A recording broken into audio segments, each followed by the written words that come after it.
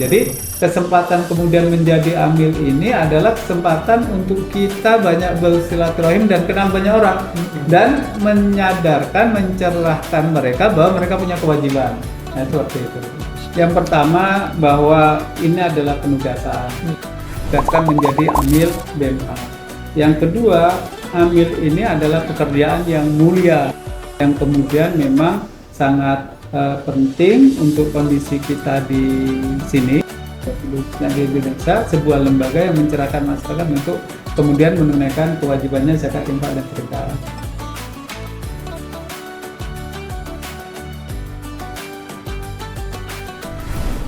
Assalamualaikum warahmatullahi wabarakatuh. Waalaikumsalam warahmatullahi wabarakatuh.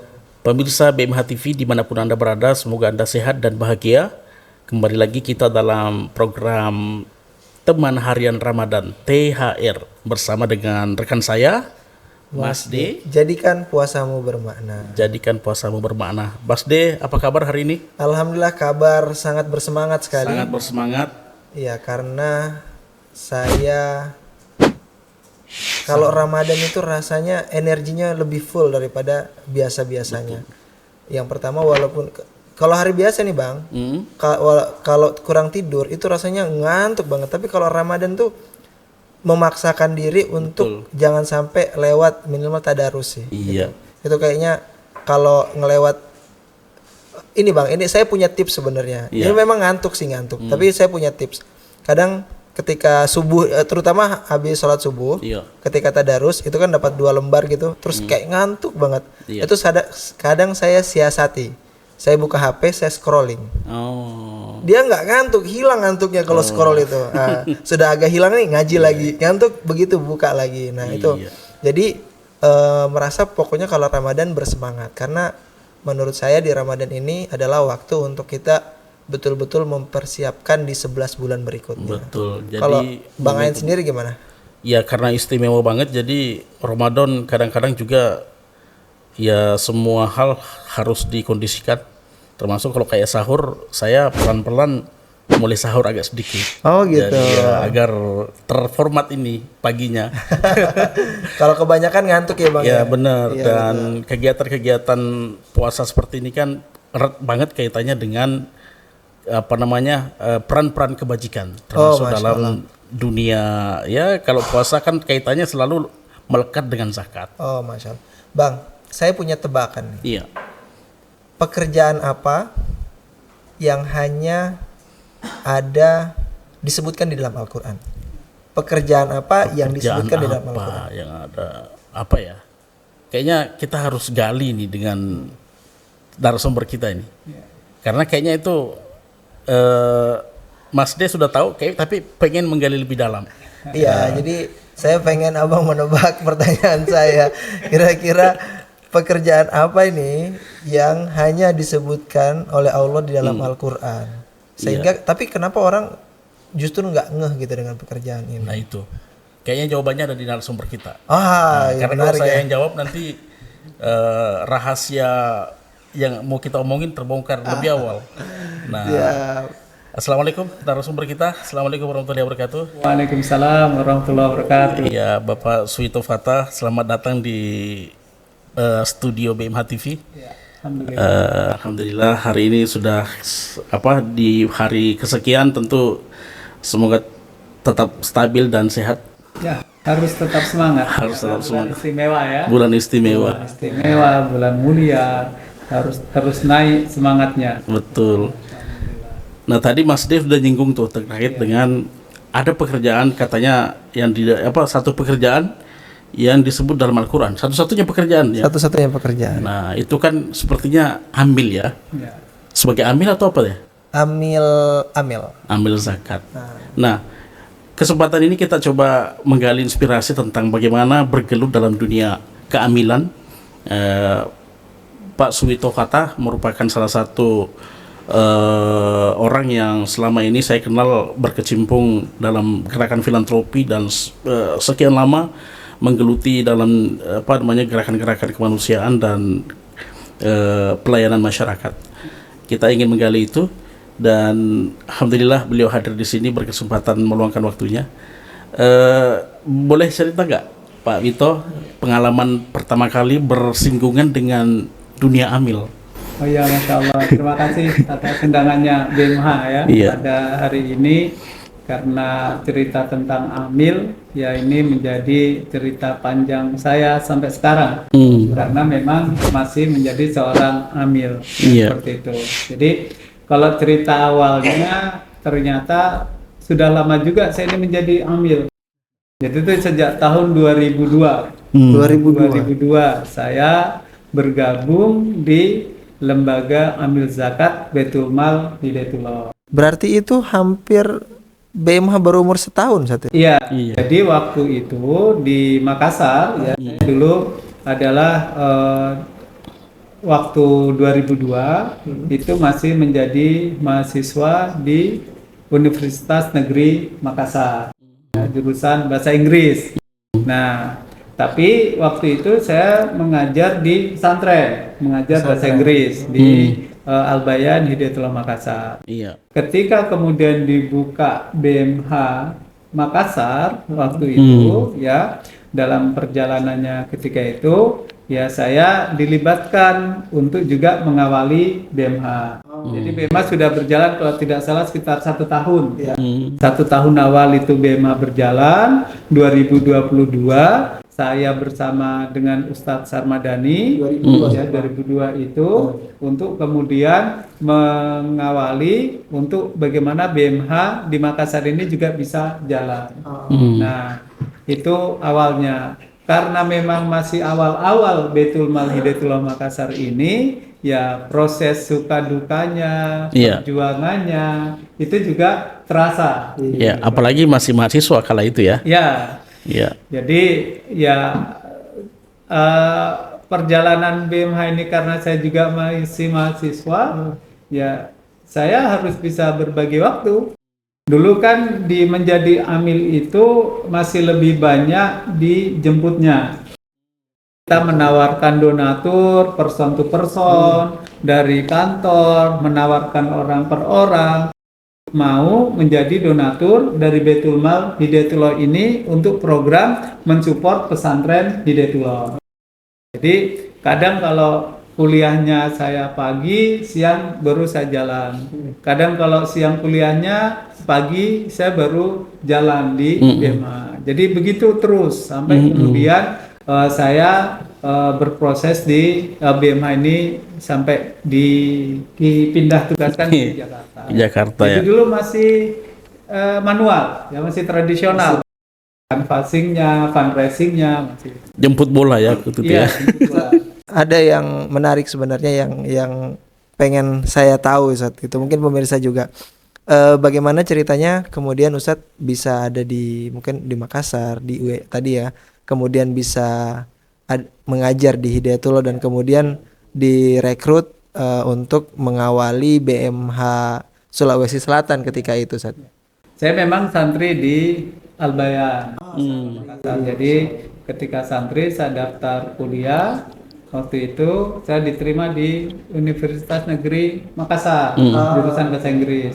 Ya, tapi karena memang saya santri, ya saya masih tetap tinggal di pesantren. Kuliah di UNM, kemudian saya masih tinggal di pondok. Ya karena memang saya bahasa Inggris, ya saya mengajar santri bahasa Inggris. Nah, tapi karena 2002 itu ada BMH, saya tidak lagi mengajar. Ya, saya kemudian dipindah tugaskan untuk di BMH itu, seperti itu. Oh, jadi memang sebelumnya santri sejak umur? Santri ya kelas di SMA. Saya SMA di SMA. Makassar, Oh, ya. SMA Al-Bayan, betul, Masya Allah. Berarti memang santri kemudian kuliah dan setelah itu kalau saya bahasakan mengabdikan diri di BMH ya sebagai amil tadi, salah satu-satunya pekerjaan yang disebutkan di dalam Al-Qur'an itu. Nah, Ustadz tadi kalau bicara merintis itu ya kan tipis-tipis antara merintis dan merintih sebenarnya Ustadz.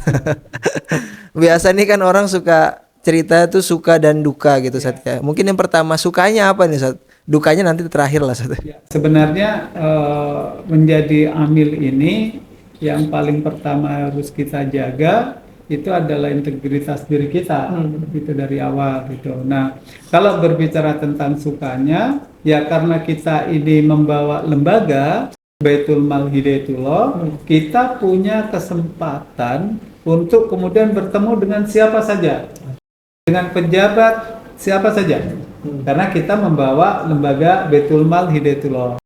Istilahnya kalau kita ke corporate atau ke kantor misalnya, kalau zaman dulu perintisan ya, kita datangin, kita harus sampaikan ke resepsionis, kita sampaikan ke security bahwa kita mau menyampaikan BMH kepada pegawai ini, yaitu diterima dengan baik. Gitu. Jadi kesempatan kemudian menjadi amil ini adalah kesempatan untuk kita banyak bersilaturahim dan kenal banyak orang dan menyadarkan, mencerahkan mereka bahwa mereka punya kewajiban. Nah, seperti itu.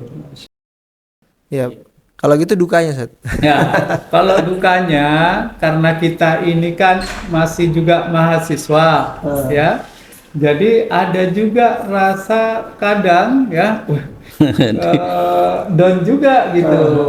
Kenapa kemudian di masa mahasiswa ini gitu kan, terus kemudian kita berhadapan dan menawarkan untuk kemudian orang itu mau berdonasi, tapi susah betul gitu. Jadi kan kita ini nawarin person to person nih, kita tawarin, oh dek saya lain kali mau jadi donatur, oh saya juga belum ada kesempatan. Nah itu penolakan itu kan satu sisi membuat down juga, wah hari ini tidak ada ini yang bisa bergabung untuk jadi donatur. Ya karena kita memang masih tradisional ya, konvensional pengelolaan kita dari sisi fundraising, jadi ya harus banyak jalan, ya, harus banyak jalan ya, apalagi Ramadan begini. Jadi kita itu ya istirahatnya di masjid. Kalau kan kita jalan nih pagi dari jam 8 udah kita ke kantor mana, ya. Karena sudah waktu istirahat ya kita udah jam 11 kadang istirahatnya di masjid. Kita nggak mungkin lagi balik ke kantor karena ya udah istirahat di masjid sampai habis duhur baru jalan lagi. Kadang kita malah lebih banyak kalau Ramadan seperti ini kita bukan di masjid-masjid, bukan di pondok atau di kantor gitu. Saat menarik sebenarnya. Jadi itu tuh kayak flashback ke saya dulu waktu Alia di Balikpapan. Kalau Ramadan tuh jadi namanya Mujahid Ramadan. Mujahid Ramadan tuh kurang lebih sama, jadi kita bawa belangko zakat gitu ya, mengajak kemudian mengedarkan ke masyarakat. Nah pertanyaan saya, Ustaz, pengalaman terburuk ditolak oleh orang, Ustaz, ada nggak itu, Ustaz? Biasanya kalau saya kan dulu dan teman-teman ya kadang ada yang dilempar sendok, ada yang dikejar sama anjing gitu kan. Nah kalau Ustaz sendiri apa nih, Ustaz? Atau itu bukan buruk tapi menjadikan cerita lucu lah sekarang kalau kumpul. Ya jadi yang namanya kita itu petugas fundraising ya. Jadi harus yang pertama benar niatnya. Yang kedua kita nothing tulus. Memang ini bukan untuk pribadi kita, kan ini tugas. Ya ketika ada penolakan ya kita harus sabar. Ya, ada satu cerita ini ya karena saya memang juga selalu terlibat di Ramadan ya, ada satu perumahan elit gitu ya, karena memang dulu masih konven, kita harus datangi rumah-rumah, kita masuk bebas saja karena ternyata satpamnya sedang tidak di tempat. Setelah kita sudah masuk perumahan, ternyata satpamnya tahu, wah ini kenapa ada datang ini, wah kita akhirnya dipanggil ke kantor security-nya, ya diceramain itu bahwa tidak boleh ini seperti ini, ya akhirnya juga saya harus jelaskan, ya saya tentu minta maaf karena memang ya tidak boleh. Yang kedua, bahwa ini Pak, ini bukan untuk saya, bahwa ini program adalah program untuk para donatur muzaki dan kewajiban mereka di Ramadan. Saya hanya menyampaikan syiar itu gitu. Ya kalau kemudian saya misalnya tidak bisa masuk ke dalam, ya minta tolong Bapak yang antarkan ini surat-suratnya gitu kan. Kan dulu kita ada model surat yang kita buat itu, ya saya titip saja supaya Bapak bisa sampaikan. Ya akhirnya ya sudah, saya tidak bisa masuk ya, tapi saya juga tidak mau kehilangan akal. Jadi saya minta titip ke Bapak itu, titip ini Pak sebagai dakwah untuk sampaikan ke yang muslim di komplek perumahan ini. Jadi cerita-cerita gitu Mas, cerita yang menjadi semangat juga kita ya. Gitu. Kalau Bang Ain mungkin juga ada pengalaman yang kayak seperti itu. Saya agak relate tadi dengan ketika harus jemput bola, datang ke rumah-rumah, datang ke instansi. Saya penasaran dengan katakanlah usia Pak Suwito saat itu kan masih mahasiswa, masih sangat muda lah. Tentu pasti ketika harus mengetuk rumah orang, terus datang ke instansi itu kan mungkin gimana cara Pak Suwito kala itu menegasikan semua pandangan itu bahwa ini adalah sebuah perjuangan gitu. Yang pertama bahwa ini adalah penugasan. Tugaskan menjadi amil BMH. Yang kedua, amil ini adalah pekerjaan yang mulia yang kemudian memang sangat penting untuk kondisi kita di sini, khususnya di Indonesia, sebuah lembaga yang mencerahkan masyarakat untuk kemudian menunaikan kewajibannya zakat, infak, dan sedekah. Yang ketiga, karena memang kita ini berpikir dari awal ini bukan pribadi kita, ya kita jalankan itu dengan baik gitu. Ya, jadi maksud saya itu begini. Jadi kan kita ini mahasiswa, ada toh gengsi-gengsinya juga. Jadi mahasiswa kenapa cari dana? Gitu kan itu yang menjadi pertanyaan. Ya bagi saya, ya itu saya kesampingkan karena ini bukan untuk saya, gitu. Ya saya malu kalau memang ini untuk pribadi saya, tapi ini kan bukan untuk saya, ya sudah bismillah. Jadi waktu itu saya ketika yang jadi pertanyaan teman-teman, kenapa Pak Wito ini kuliah hanya masuk di jam kuliah, setelah kuliah langsung hilang gitu. Jadi sampai dekan saya itu menjadi donatur, menjadi orang yang membayar zakatnya itu melalui BMH. Ya karena saya tawarin, Pak ini ada program ini dan mereka menjadi zaki di Baitul Mal Hidayatullah. Masya Allah, semoga beliau diberikan tempat terbaik. Amin. Jadi dekan saya itu donatur muzaki di Baitul Mal Hidayatullah. Jadi saya tidak malu gitu. Betul. Iya. Karena salah satu tantangan apalagi generasi kekinian lah, gengsi yang tinggi, kemudian merasa ya zaman dulu menganggap itu sebagai bukan sesuatu yang penting gitu. Nah, sekarang di zaman seperti sekarang, bagaimana kemudian menempatkan posisi amil ini selaras dengan pekerjaan-pekerjaan yang lain yang memang perannya sangat penting bagi pembangunan bangsa? Sebenarnya yang pertama memang amil ini adalah pekerjaan yang mulia. Saya ingin kenapa kemudian mulia, karena manfaatnya terasa bagi orang yang mendapatkan kemanfaatan dari pekerjaan kita ini. Saya contohkan di 2011 saya itu diamanahkan oleh BMH untuk menyalurkan kurban di pedalaman di Seko, Sulawesi Selatan. Ya. Kalau kita membayangkan Seko itu, saya bayar ojeknya waktu itu 1.100.000. Oh, itu yang ojeknya termahal ya Ustaz ya? Oh iya. Itu saya ke sana, berangkat dari Makassar sore sampai di Kota Masamba subuh, jam 7 saya naik ojek sampai jam 12 malam. Motor. Jam 12 malam. Habis itu saya jalan kaki lagi sampai di lokasi jam 2 dini hari. Untuk apa? Untuk menyalurkan kurban, untuk menyalurkan pendayagunaan dari Baitul Mal Hidayatullah. Ada komunitas muslim di atas yang itu tidak pernah tersentuh daging kurban dan kita hadir situ. Kalau kemudian ini kita maknai bahwa ternyata kita beraktivitas di BMH, menjadi amil ini memberikan kemanfaatan yang luar biasa bagi masyarakat berdalaman, itu kan menjadi sebuah kebanggaan. Oh, saya di BMA ini ternyata saya bisa memberikan manfaat di masyarakat pedalaman. Bayangkan naik ojek sudah 1.100.000 kali jalan, PP berarti 2.200.000, kemudian jalan kaki lagi, dan itu melewati jalan yang luar biasa, tidak dilewati hutan, harus bawa ban sendiri, bawa bensin sendiri untuk bisa sampai di lokasi, dan itu tersalurkan dengan baik. Apa ini bukan sebuah kebanggaan bahwa kita di BEMA bisa menghadirkan kemanfaatan yang luar biasa? Iya, menarik sebenarnya Ustaz.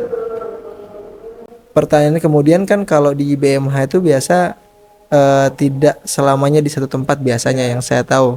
Nah, pertama kali Ustadz pernah ditugaskan dong pastinya. Dan pertama kali ditugaskan kemana dan bagaimana pengalaman waktu itu? Jadi saya waktu setelah di Makassar, saya ke Jakarta. Itu berapa tahun? Ya, setelah di Jakarta, di Makassar kan sejak 2002.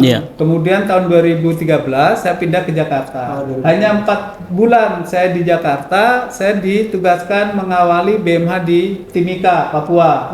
BMH Lampung. Jadi saya lebih banyak di lapangan untuk kemudian mengawali BEMA-BEMA yang ada di daerah-daerah. Nah nanti di tahun 2014 kelihatannya itu saya baru stay di Jakarta secara maksimal. Tapi sebelum itu udah saya pindah-pindah di Timika, kemudian di Kalbar, kemudian di Gorontalo, kemudian di Jambi. Nah, itu semua menjadi proses awal untuk penugasan-penugasan kita di BMH. Itu udah nikah, Ustaz? Sudah.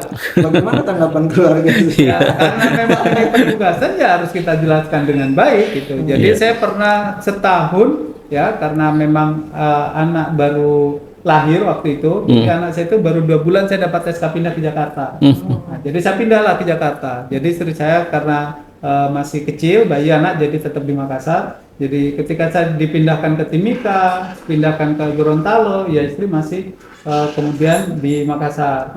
Baru kemudian 1 tahun saya juga sudah selesai untuk penugasan di daerah itu pindah ke Jakarta. Jadi istri juga harus siap gitu, harus mendukung apa yang menjadi jihadnya suaminya gitu.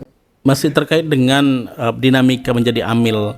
Tadi bagaimana kemudian dinamika mengawali daerah-daerah yang ya seperti Timika itu kan kita tahu, Jambi apalagi saya pernah ke sana. Kemudian daerah-daerah ya katakanlah tadi yang disebutkan itu kan sesuatu yang amat tidak mudah. Nah, bagaimana Pak Suwito sebagai orang yang kemudian intens mendampingi kawasan-kawasan itu mengelola sumber daya manusianya, karena mungkin kendalanya di situ. Ya, jadi ada ya karena kita memang mendampingi untuk pengawalan prosesnya. Ya, contoh di Timika, ya karena kita baru bertiga waktu itu, ya sudah karena itu pondok juga tidak dekat dari kota, jadi kita nginap di kantor. Di kantor karena kantornya hanya 1 peta, ya kita tidur di kursi. Ya, itu ya karena memang kita mengambil posisi di kota ya, jadi dia tidur di kantor.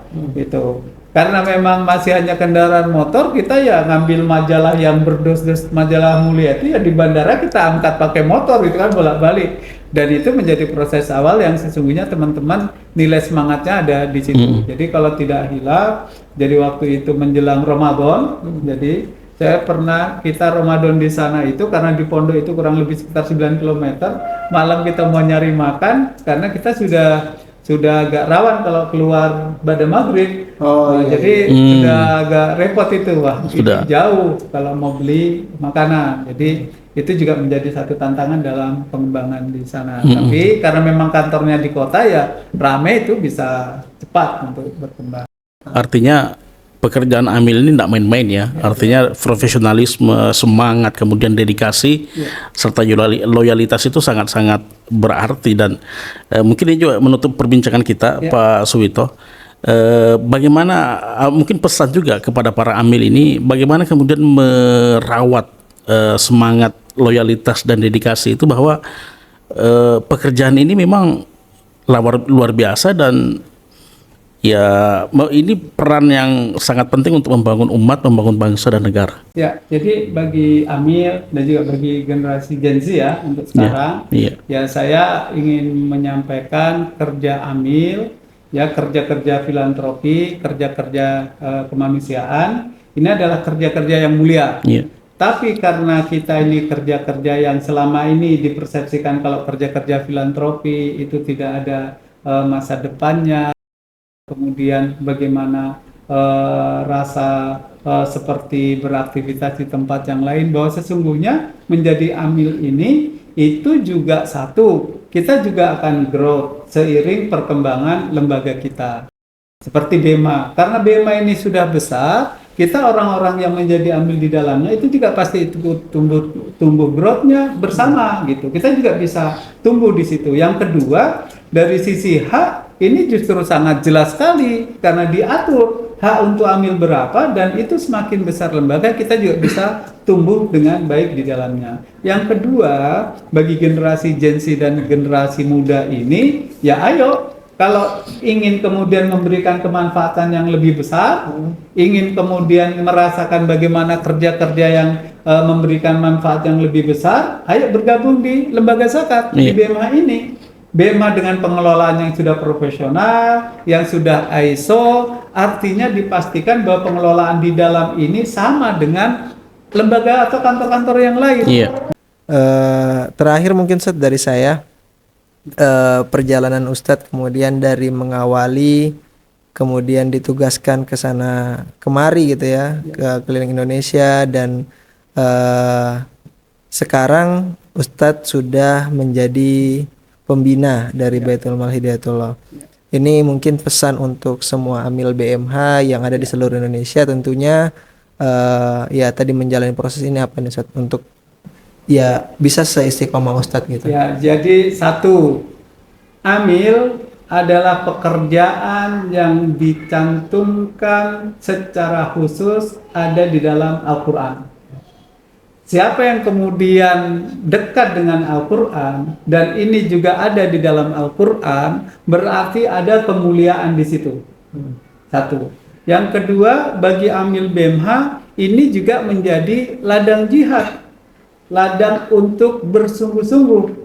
Karena amil ini ada disebut di dalam Al-Quran, kita kemudian yang menjadi amil ini juga harus bersungguh-sungguh untuk kita menjalankan amanah menjadi amil BMA ini dengan sebaik mungkin. Yang ketiga, kita sebagai amil, karena ini menyangkut dengan umat muslim yang lain, kita harus menjaga integritas dan nilai-nilai yang ada di BMH itu. Karena itu nilainya, kepercayaan orang lain, kepercayaan umat Islam untuk kemudian menyalurkan, memberikan zakat infak sedekahnya kepada kita, itu kembali kepada trust kita. Nah, bagaimana menjaga trust kita ini? Menjaga trust kita ini harus menjaga integritas, harus menjaga pengelolaan, dan harus menjaga nilai-nilai BMH ini untuk harus terus tumbuh pada diri amil BMH se-Indonesia, insya Allah. Insya Allah, luar biasa. Berarti memang tadi ada 3 kata kunci dan termasuk salah satunya integritas, dan saat ini BMH untuk menjaga itu sudah diaudit oleh akuntan publik, kemudian audit syariah juga ada, dan rutin mengirimkan setiap tahunnya itu laporan ke Kemenak ataupun ke Basnas. Itu untuk menjaga integritas kepercayaan tadi dari para donatur. Betul sekali. Ya, sekaligus ini menutup perbincangan kita ya. Betul, ya. Apa yang disampaikan Pak Subito tadi dan ditekankan oleh Mas D, rekan saya di BMH TV. Pemirsa semua dimanapun Anda berada, demikian obrolan kami dengan Pak Subito Fattah, pembina BMH Pusat, yang telah berkenan hadir bercerita dan berbagi inspirasi tentang pentingnya penguatan peran-peran amil di Indonesia dalam membangun bangsa dan negara kita. Baik, demikian pemirsa obrolan kita. Jangan lupa like dan subscribe channel ini, dan semoga Anda sehat selalu dalam aktivitas di Ramadan kali ini. Demikian, Assalamualaikum warahmatullahi wabarakatuh. Waalaikumsalam warahmatullahi wabarakatuh.